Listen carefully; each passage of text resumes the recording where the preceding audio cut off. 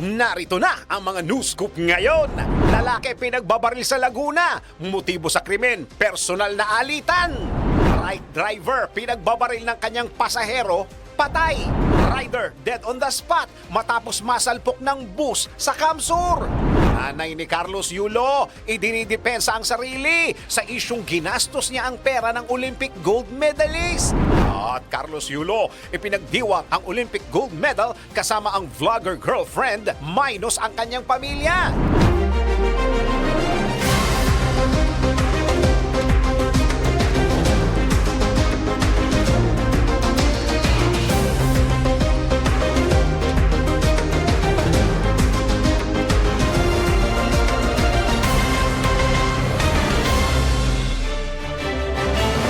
Mga balitang exclusive, mga balitang na-scoop mismo ng DWIZ News Team. Ito ang DWIZ News Scoop. Ako si Dennis Antenor Jr. at narito mga news scoop ngayon.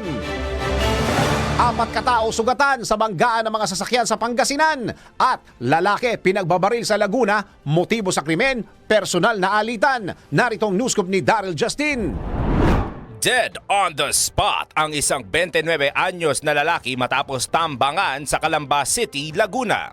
Ayon sa pulisya, ang biktima ay pinagbabaril ng malapitan sa mukha ng hindi pa nakikilalang salarin sa isang basketball court. Sa salaysay ng mga saksi sa pulisya, suot ng helmet at jacket ang salarin na tumatakas sakay ng motorsiklo matapos ang pamamaslang. Iniimbestigahan ng pulisya ang posibleng motibo sa krimen kabilang ang personal na alitan sa biktima.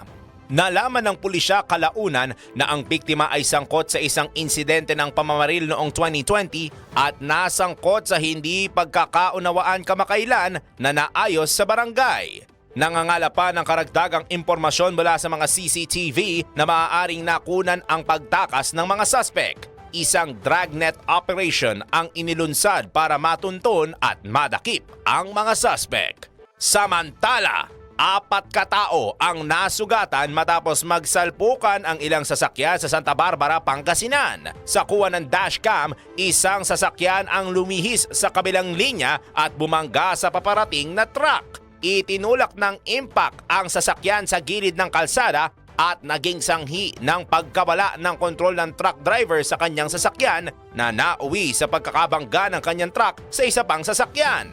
Ang unang kotse na ang driver ay nasa ilalim umano ng impluwensya ng alkohol ay malubhang nasira habang ang truck ay bumagsak sa palayan. Dinala naman kaagad sa ospital ang mga nasugatan para sa tulong medikal. Truck driver pinagbabaril ng kanyang pasahero, patay. Narito ang news scoop ni Judith Estrada Larino. Dead on the spot ang isang tricycle driver matapos pagbabarilin ng kanyang pasahero sa Binyan, Laguna. Kinilala ng mga otoridad ang biktima na si Mark Anuran habang inaalam pa ang pagkakakilanlan ng salarin na mabilis tumakas. Tangay ang baril na ginamit matapos ang pamamaslang. Ayon sa pulisya, sumakay umano ang salarin sa tricycle ng biktima at habang bumabiyahe sa kahabaan ng Barangay San Francisco, dito na siya pinagbabaril ng suspect.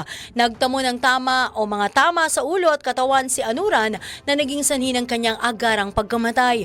Patuloy naman ang investigasyon ng mga pulis upang matukoy ang suspect at malaman ang motibo sa pamamaslang.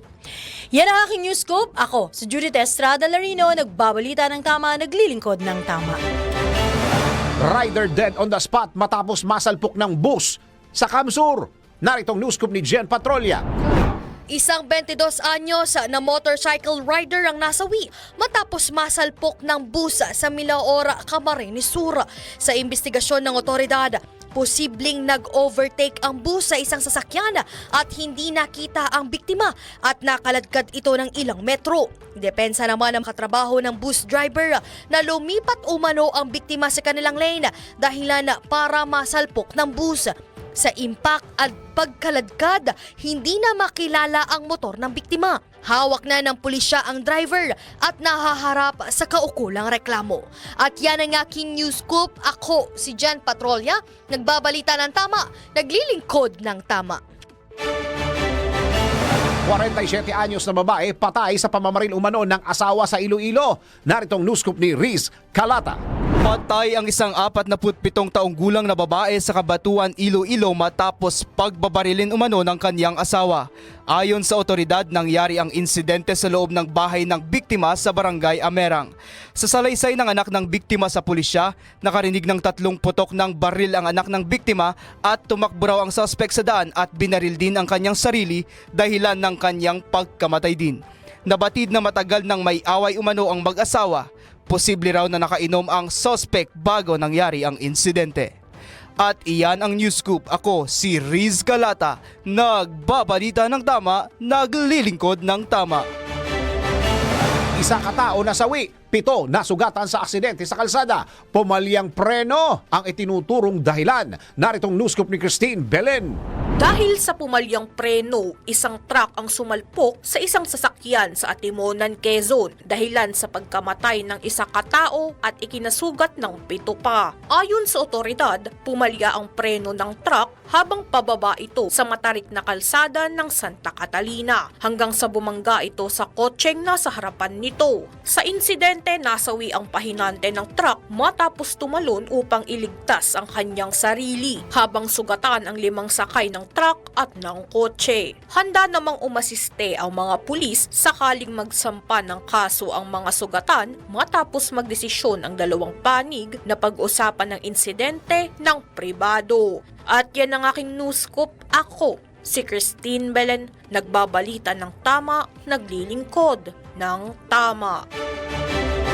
Nagpaabot si Senator Lito Lapid ng pagbati sa Filipino gymnast na si Carlos Yulo matapos nitong makasungkit ng 2 gintong medalya sa 2024 Paris Olympics. Ayon kay Senator Lapid, malaking karangalan ang pagkapanalo ng tinaguriang Golden Boy na nagsisilbing inspirasyon sa bansa. Saludo rin ang senador sa husay, sakripisyo at dedikasyon ni Yulo na nagsimula sa isang batang nangahas na sumali sa palarong pambansa hanggang sa maging isang premyadong world-class athlete na nagbigay sa Pilipinas ng 3 ginto sa Olympics. Dagdag pa ni Senator Lapid, patunay ang kwento ni Yulo sa kapangyarihan ng pagsisikap at pangarap. At yan ang aking news scoop. Ako si Angelo Bainyo, nagbabalita ng tama, naglilingkod ng tama.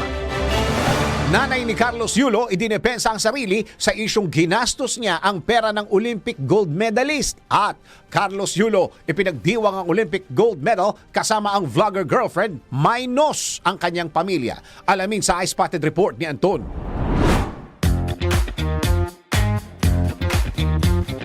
Para sa aking balitang showbiz, ipinagtanggol ni Angelica Yulo ang kanyang sarili matapos nadagsain siya ng pagkondina ng mahalungkat ng mga netizen na hindi sila okay ng kanyang anak na si Carlos Yulo. Maging ang pagbati ni Angelica sa Japan dahil nakuha nito ang gold sa overall performance ng gymnastic habang pang 12 lamang ang kanyang anak.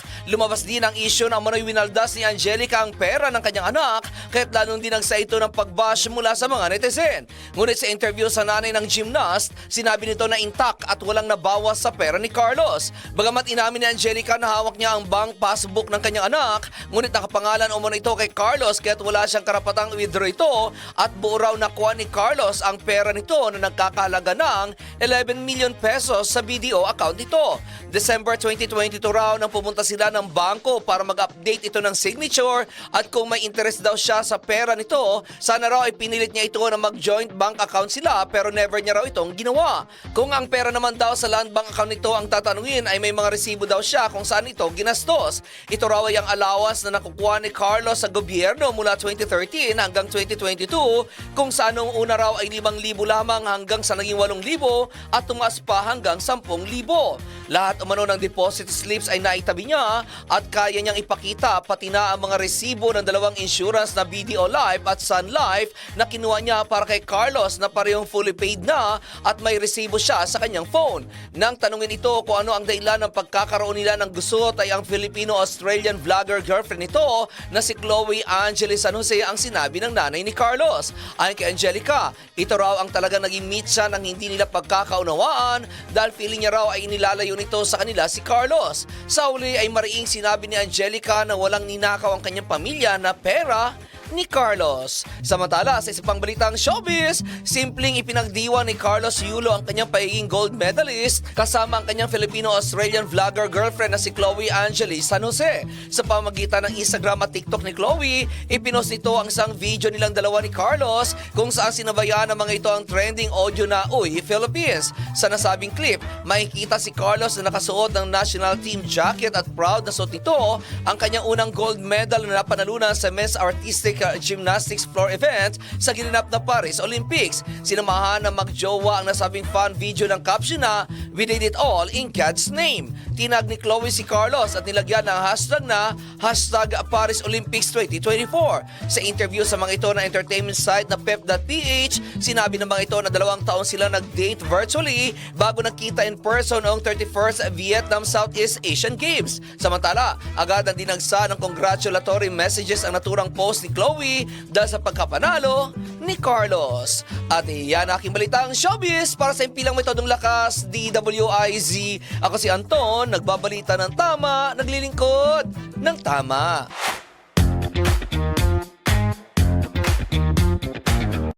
Huwag pahuhuli, huwag papayag na wala kang alam kapag viral na, kapag trending na. Alam agad sa DWIZ News Feed. Memorandum na magbibigay ng Social Security Protection sa angkas riders na miyembro ng Social Security System nilagdaan na. DWIZ News Feed. House Speaker Martin Romualdez, kinilala si Carlos Yulo bilang isang sports hero at national treasure ng Pilipinas. DWIZ News Feed. Senator Robin Padilla naghain ng petisyon sa Korte Suprema kaugnay ng pag-amyenda sa konstitusyon. DWIZ News Feed. AFP Chief Romeo Browner Jr. nakaisa sa ginanap na bilateral meeting sa pagitan ng Pilipinas at Germany. DWIZ News Feed. Ilang pamilya na sinalanta ng bagyong Yolanda natanggap na ang pabahay mula sa National Housing Authority.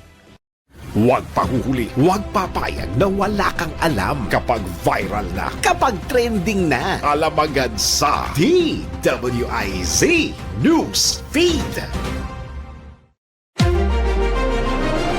Sa pagbabalik ng News Scoop, 113,000 pesos na halaga ng shabu nasamsam sa Caloocan.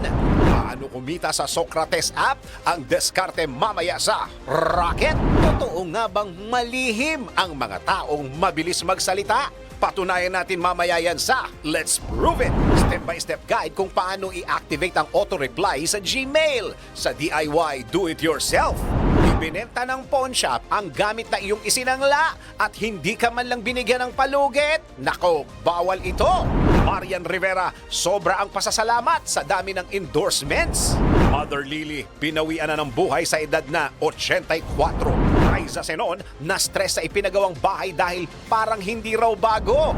At Juliana Gomez, malaki ang pasasalamat sa UP sa pagiging scholar ng bayan niya. Ulan o aaraw ng dire-diretso, alamin sa Weather Report Live. Mga detalye sa pagbabalik yan ng News Scoop.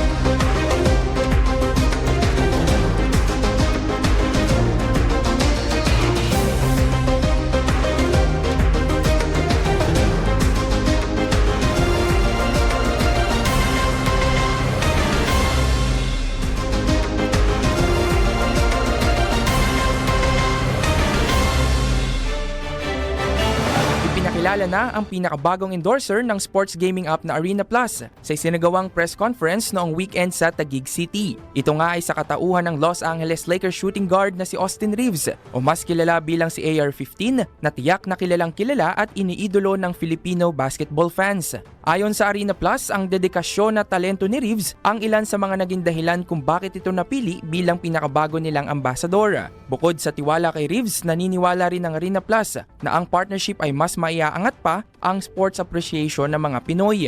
Para naman kay Austin, hindi siya nagdalawang isip na bumalik sa Pilipinas dahil ever since last year, this is somewhere we wanted to come back to and, experience, kind of what we experienced last year, the love, the support, but just, being in a place that feels like home, actually.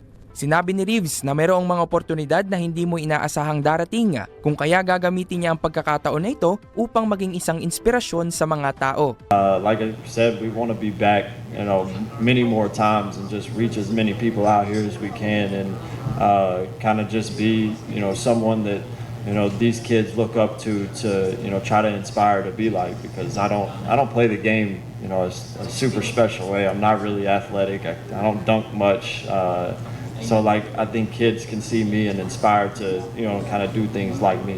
Payo ni Reeves, huwag susukuan ng pangarap at huwag hayaan ng sinuman na sabihing hindi mo kayang gawin ang isang bagay.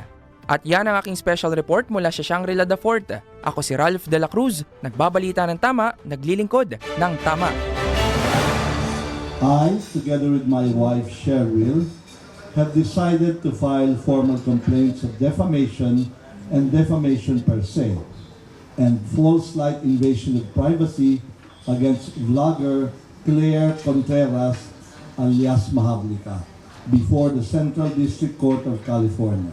Nagsampa na ng reklamo sa Central District Court sa California, USA si Philippine Charity Sweepstakes Office o PCSO General Manager Mel Robles laban sa vlogger na si Claire Contreras alias Maharlika. Kabilang sa mga kaso na isinampa ni Robles ang defamation per se at invasion of privacy.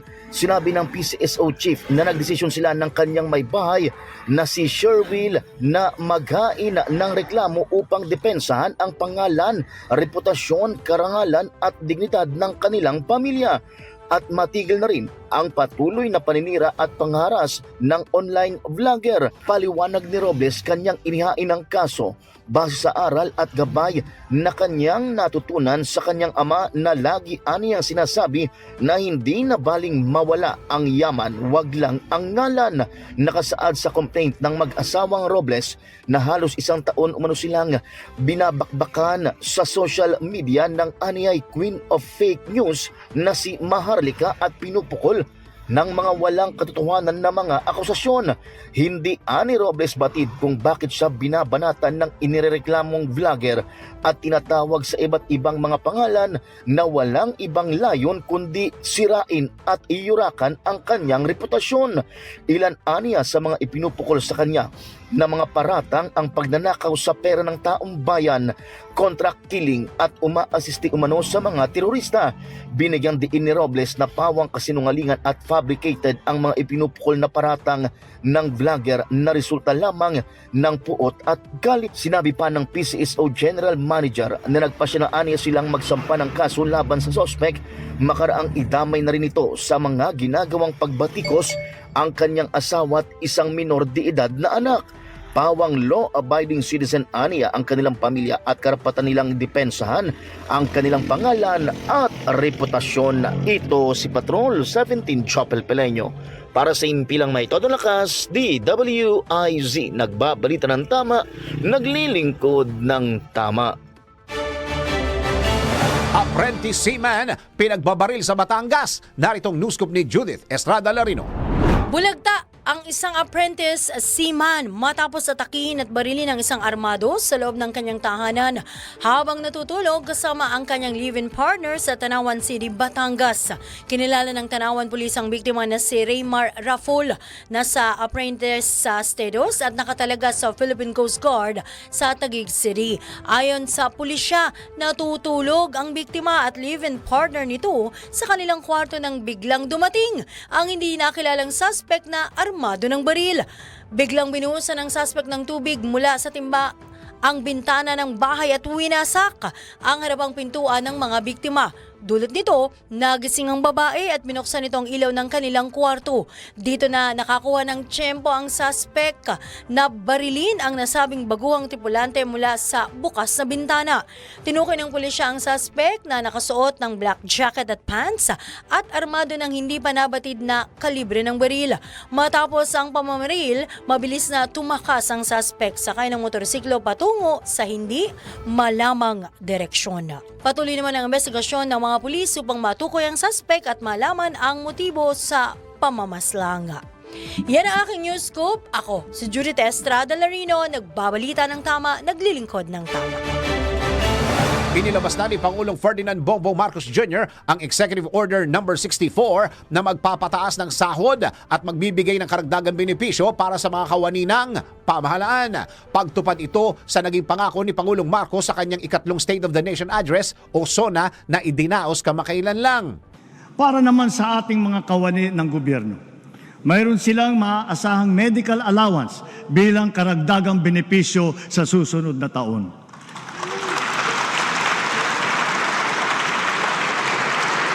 At hindi lamang iyon, meron ding napipintong aumento sa sweldo na makukuha nila sa 4 na tranche. Naglaan na po tayo ng pondo para dito simula sa taong ito at sa mga susunod na taon. Nakasaad sa nilagdaang EO64 ang update na pasahod sa lahat ng civilian government personnel na nakatalaga sa executive, legislative at judicial branches, constitutional commissions at iba pang constitutional offices. Makikinabang din sa naturang kautusan ng mga nagtatrabaho sa government-owned and controlled corporations na hindi saklaw ng Republic Act No. 10149 o Governance Act of 2011. Dagdag pa rito, makakatanggap ang mga kwalipikadong empleyado ng pamahalaan ng medical allowance na 7,000 pesos kada taon. Freelance mechanic arestado sa buy-bust operation sa Ilocos Norte. Naritong newscoop ni Ronald Domingo.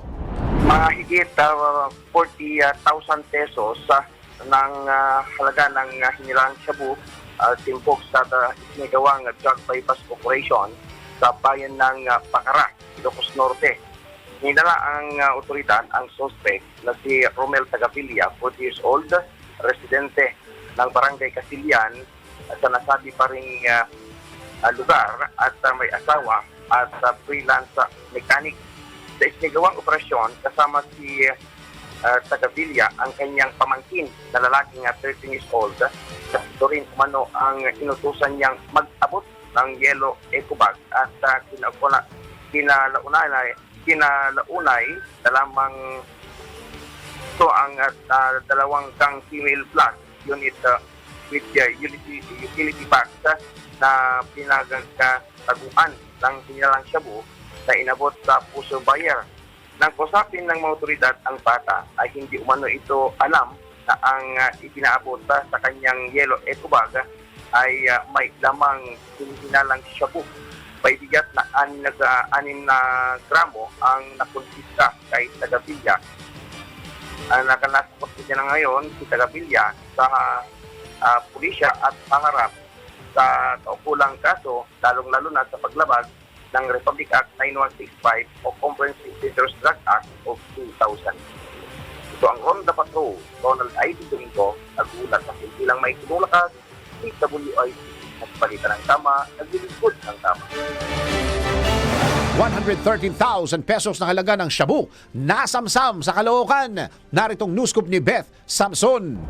Aresto ng pulisya ang isang drug suspect sa Caloocan matapos mahuling lumalabag sa city ordinance ng lungsod.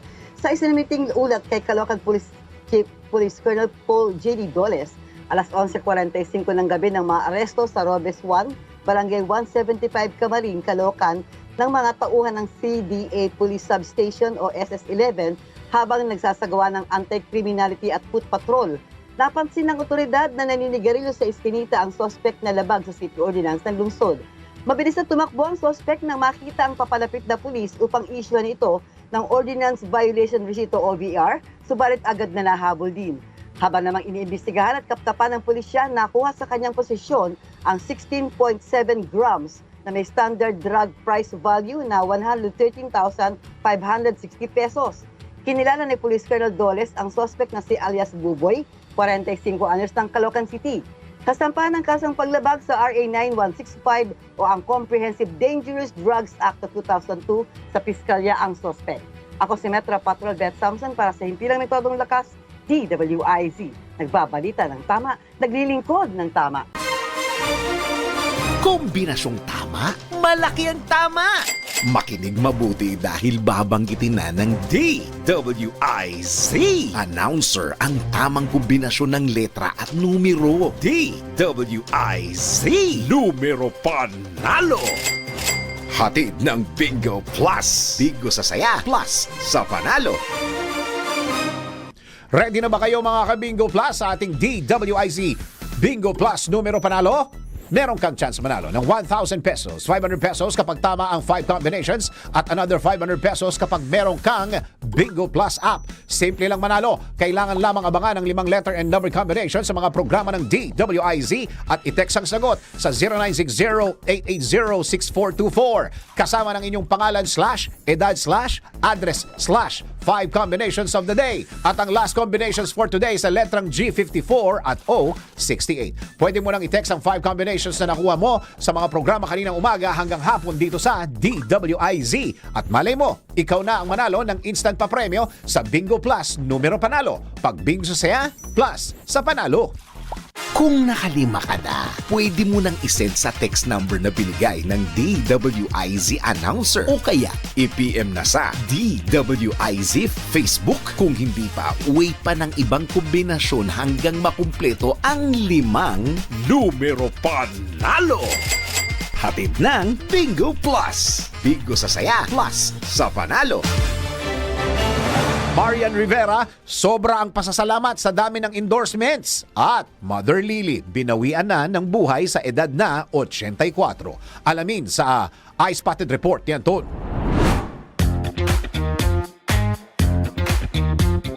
Para sa aking balitang showbiz, sobrang grateful si Marian Rivera dahil punong-puno siya ng endorsement. Ayon sa aktres, kung ano man ang nangyayari sa kanyang buhay ngayong mag 40 years old na siya, ay sobrang grateful siya. Sa ngayon daw ay wala na siyang mahihiling pa dahil sa edad niya ay dinadagsa pa rin siya ng mga endorsement at masaya ang kanyang pamilya. Basta siya umano ay ginagawa niyang lahat para sa kanilang anak ni Dingdong Dantes at sure daw siya na ganoon din ang ginagawa ni Dingdong para sa kanilang mga anak. Bilang isang magulang umano, wala raw siyang ibang hangad kundi maging maganda ang buhay ng mga anak niya. Sa ngayon daw ay inaalagaan niya ang kanyang kalusugan para tuloy-tuloy ang trabaho niya. Sinabi pa ng actress na bagamat nagda-diet siya, pero lahat daw ay pwede niyang subukan ngunit wag lang sa sobra. Lahat daw ng pagkain ay kinakain niya pero sinisigurado niya na proper diet lang talaga siya pero sa bahay daw nila ay healthy living sila. Samantala sa isa pang balitang showbiz, binawian na ng buhay si Lilio Monteverde na mas kilala sa showbiz na Mother Lily. Sa official statement na inilabas ng kanyang pamilya kahapon Linggo, August 4, 2024, nakasaad dito na binawian ng buhay si Mother Lily sa ganap na alas 3:18 na madaling araw. Sa buong buhay umano nito, hindi lamang daw nagsilbing mother sa kanyang mga anak si Mother Lily, kundi sa maraming henerasyon ng mga Pinoy filmmakers na nagkaroon ng pangalan sa industriya. Hindi lamang umano ito ang mukha ng Regal Films, kundi isang tunay na ina sa mga artista at mga trabahador na nagkaroon ng pagkakataong makilala ito ng gusto. Sa huling sandali umano ng buhay nito ay kasama nito ang kanyang mga anak at apo at nagkaroon dito ng pagkakataon na magpaalam sa kanyang mga malalapit na kaibigan bago ito binawian ng buhay. Sa ngayon daw ay at peace na ang pamilyang iniwan nito dahil alam nila na kasama na nito ang kanilang ama na si Remy Monteverde. Kung matatandaan, unang binawian ng buhay ang Mr. ni Mother Lily na si Leonardo Father Remy Monteverde noong July 29, 2024 kung saan makalipas lamang ang 6 na araw ay sumunod agad dito si Mother Lily. At iyan aking balitang showbiz para sa impilang metodong lakas DWIZ. Ako si Anton, nagbabalita ng tama, naglilingkod ng tama.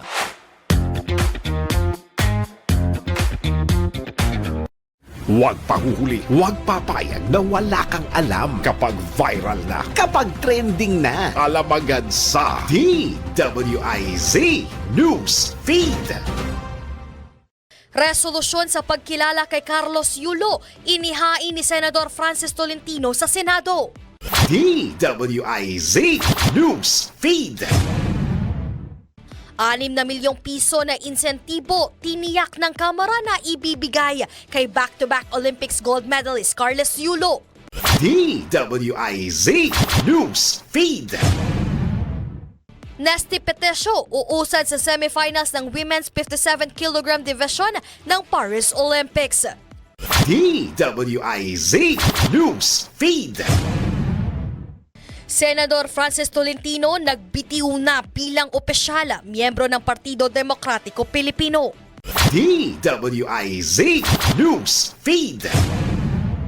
Senador Robin Hood Padilla naghain na ng clarificatory petition sa Supreme Court kaugnay na pag-amyenda sa konstitusyon.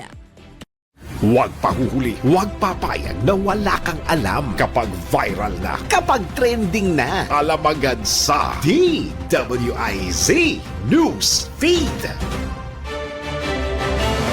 Iba pang mga balita sa pagbabalik ng News Scoop.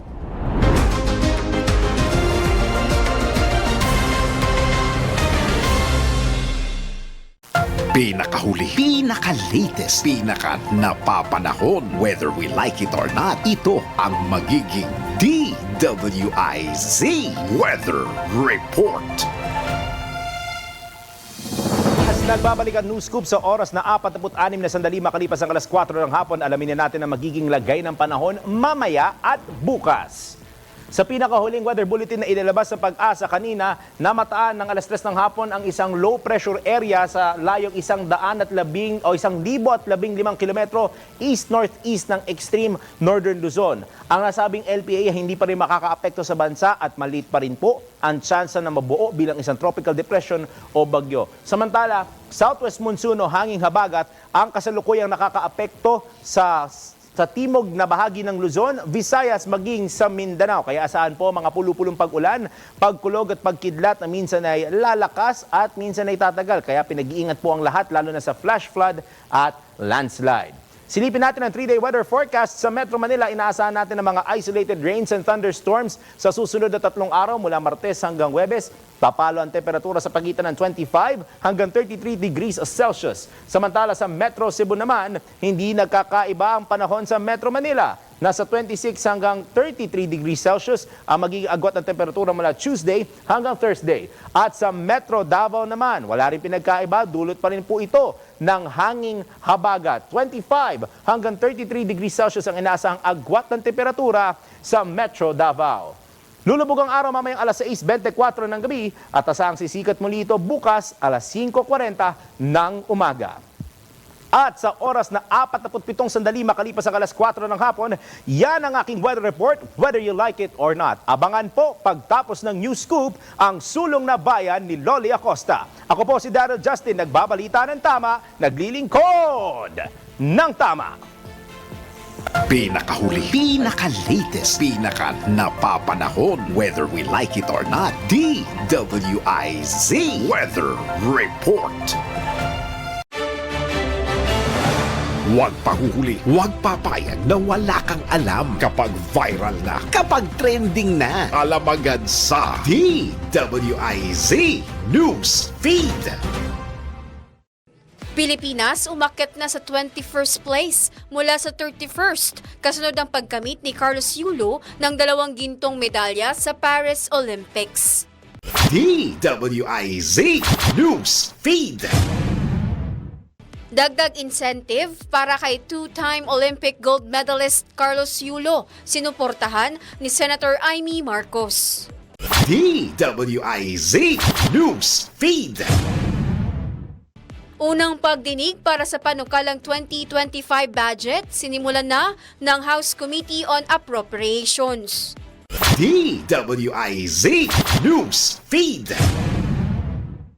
Listahan ng mga lugar na kontaminado ng red tide toxin dulot ng oil spill sa Bataan inilabas na ng Bureau of Fisheries and Aquatic Resources.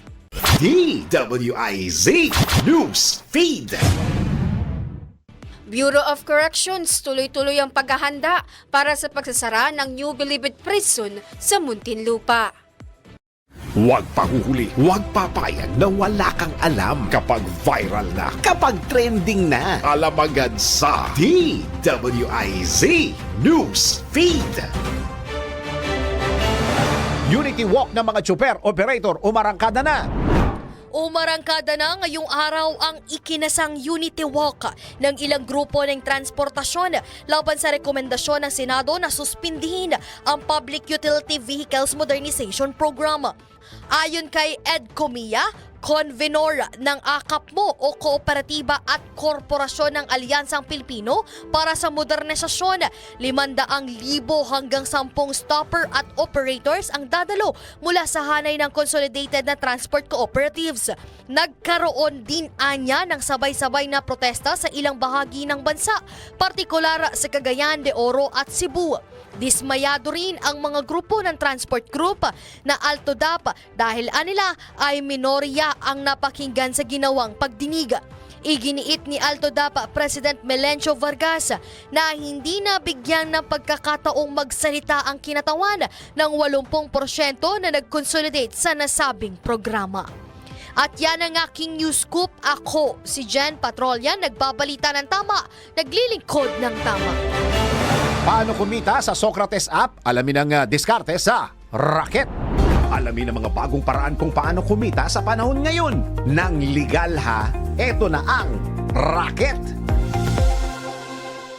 Kumita ng pera sa pamamagitan ng pagsagot sa mga tanong. Isa ka rin ba sa mga nag-iisip ng pwedeng mapagkakitaan? Kung mahilig kang mag-quiz o kaya sumagot sa mga tanong sa iyong free time, subukan ang website na Socrates. Ang pagkita ng pera, pasimplihin natin sa Racket. Ang website na Socrates ay inspired sa philosopher na si Socrates sapagkat kilala siya sa kanyang Socratic method na question and answer. Ang kailangan mo lamang ay mag-register via MetaMask wallet o email. But take note, investment is important by buying pens. Dahil ito ay powered by NFTs, kaya naman it is up to you kung susubukan mo ang website na ito. At para sa mga iba pang instructions, sundan mo lang ang tutorial guide na ibibigay sa'yo ng website. The more right answers, the more chance of winning money. Kaya kung may free time ka, itry mo na. Sabi nga, di ba? Hindi napupulot ang pera.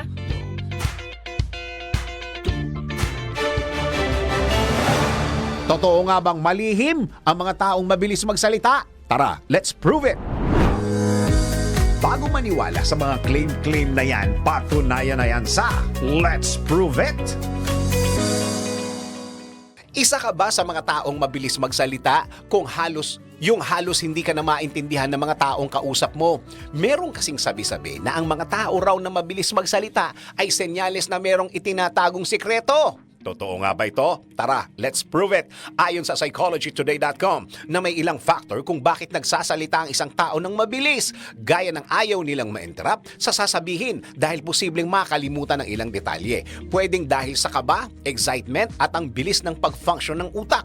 Dagdag pa sa webmd.com na ang mga taong mabilis magsalita ay naa-associate na matalino dahil mabilis ang iyong pag-iisip. Non-stop din umano ang pagsasalita mo. Kaya naman ang claim ay not proven dahil kulang at hindi sapat ang pag-aaral patungkol dito. Gayon din ang pagsasalita ay posibleng dulot ng panic attack. Kaya let's be clear, hindi porket mabilis magsalita ang tao, meron agad itong itinatagong sikreto. Narito ang step-by-step guide kung paano i-activate ang auto-reply sa Gmail. Sa DIY, do it yourself. Kayang-kaya mo ang kahit na ano kung ikaw mismo ang gagawa nito. Let's learn new things sa DIY, do it yourself. Kung madalas kang gumamit ng email sa iyong trabaho ngunit ikaw ay magbabakasyon o pupunta sa isang lugar na mahina ang signal, alam mo bang maaari kang maglagay ng auto-reply sa Gmail para masagot ang mga nag-email sa'yo? Narito kung paano. Step 1. Buksan ang Gmail app at tumungo ka sa settings. Piliin mo ang Gmail account na lalagyan mo ng auto-reply. Step 2. Mag-scroll down at hanapin ang vacation responder. Step 3. I-turn on mo ito at iset ang start date and end date ng auto-reply message. At Step 4. Ilagay mo ang default message na lalabas kapag mayroong nag-email sa'yo. Gets mo ba? Sige nga, do it yourself. Naku, ibinenta ba ng pawn shop ang gamit na iyong sinanla tapos hindi ka malang binigyan ng palugit? Pwedeng maparusahan ang pawn shop na yan sa NBI. Naku, bawal ito.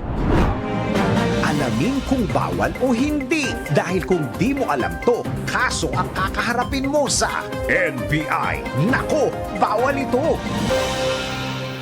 Ibinenta ba ang sinangla mong gamit at hindi ka binigyan ng palugit para mabayaran ito? Nako! Bawal ito. Hindi na bago sa kultura ng mga Pilipino ang magsangla ng mga bagay na may halaga. Lalo na kung kailangan talaga ng pera. Pero paano kung nakahanda ka ng tubusin ang isinangla mo? Pero ibinenta na pala ito at hindi ka man lang binigyan ng palugit. Nako! Alam nyo bang labag sa batas yarn? Ayon sa Section 14 ng Presidential Decree No. 114 o Pawn Shop Regulation Act, hindi maaaring ibenta basta-basta ang gamit na isinangla. Malinaw na nakasaad sa PD 114 na karapatan ng nagsangla na magkaroon ng 70 araw na palugit para matubos ang kanyang isinanglang gamit. Ayon sa batas, maaari lamang isubasta o ipa-auction ang mga isinangla kung natapos na ang 70 araw at hindi pa rin nakakabayad ang nagsangla. Kinakailangan mabigyan din ng notice ang nagsangla para malaman ang due date, petsa, oras at lugar na paggaganapan ng public auction kung saan siya ay pwede ring sumali. Ang sino mang sumuway sa patakarang ito ay maring mabilanggo ng 1 buwan hanggang 1 taon. Kaya tandaan, maging isang responsabling tagatanggap ng sangla, magbigay ng palugit at sumunod sa patakaran para di ka masabihan ng, nako, bawal ito. Gymnast Carlos Yulo nakasungkit ng 2 gintong medalya sa Paris Olympics. Naritong sports news. Sa mundo ng palakasan, ang latest malalaman sa DWIZ Sports News. Muling gumawa ng kasaysayan ng atletang Pilipino sa world stage. Ito'y matapos masungkit ni Filipino gymnast Carlos Yulo hindi lamang isa kundi 2 Olympic gold medals sa ginaganap na 2024 Paris Olympics. Noong Sabado, nagbigay ng stellar performance si Yulo sa gymnastics floor exercises kung saan ginawa niya ang kanyang signature combination ng high tumbles at intricate spins.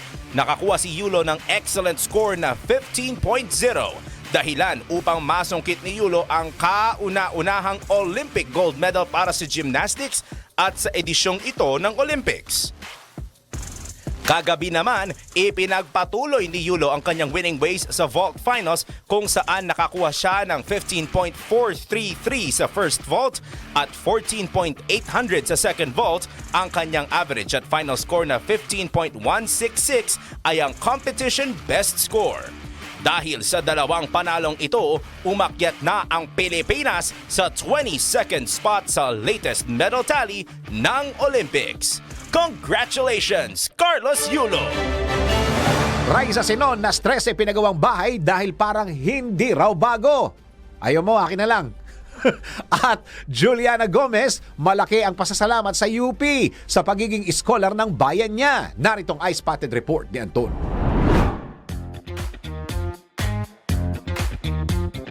Para sa aking balitang showbiz, stress ang inabot ni Raisa Sinon nang ipagawa nito ang kanyang tinatawag na dream home. Ayon sa aktres, mahigit 2 taon niyang pinagawa ang kanyang bahay pero hindi naging pulido ang pagkakagawa nito. Aminado si Raisa na dismayado siya sa pagkakagawa ng kanyang bahay dahil may mga bitak ang dingding, hagdan at mismong ang main door. Sinabi pa nito na ito rin ang dahilan kahit hindi agad siya nagkaroon ng house tour dahil kinailangan pa niya ipa-renovate ulit na akala mo raw ay luma dahil may renovation na agad. Ayon pa rin kay Raisa, mabuti na lang daw at nagpakalbo na siya dahil baka nagkalagas-lagas na ang kanyang buhok sa sobrang stress niya sa mga gumawa ng kanyang bahay. Dahil umano sa mga sira sa kanyang bahay kaya hindi mo na nila ito tinirahan dahil kailangan pa itong ayusin ng mabuti. Noong February pa raw sila lumipat pero hindi agad nila ito natirhan dahil sa mga sira kaya halos 1 buwan daw silang nag-stay sa isang hotel habang inaayos pa ang bahay. Mabuti na lang umano at hindi nagtago ang contractor nila at pumupunta talaga ito sa kanilang bahay para ayusin. Hindi raw kasi nila ito nabantayan dahil kasagsagan ng COVID-19 noong ipagawa nila ito.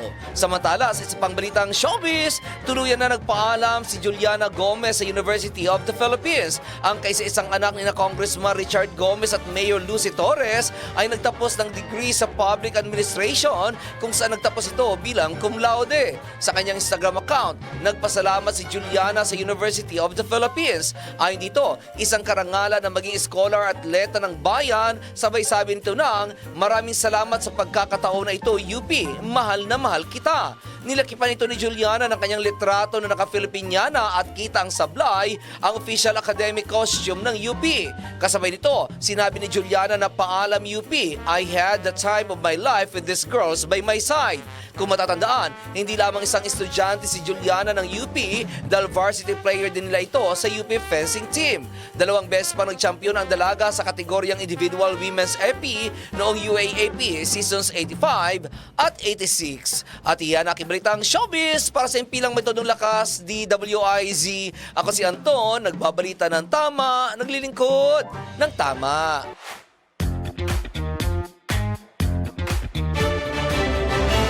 At bago tayo magpaalam, tayo muna magpatama for today. Ano ang tawag sa ikaw ang nagtanim, iba ang umani?